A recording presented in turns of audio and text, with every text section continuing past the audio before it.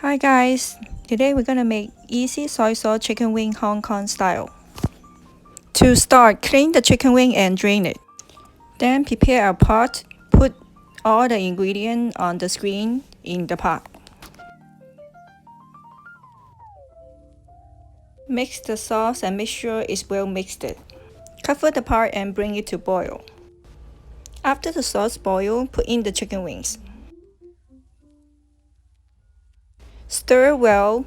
Make sure the chicken wings are well covered with the sauce. After the sauce boils again, turn off the fire and let the chicken wings soak in the sauce. Soak for 30 minutes to an hour or until the chicken wing is tasty. How easy is that? You are done. Let's eat. If you like it, please share and subscribe. Thank you for watching. See you next time.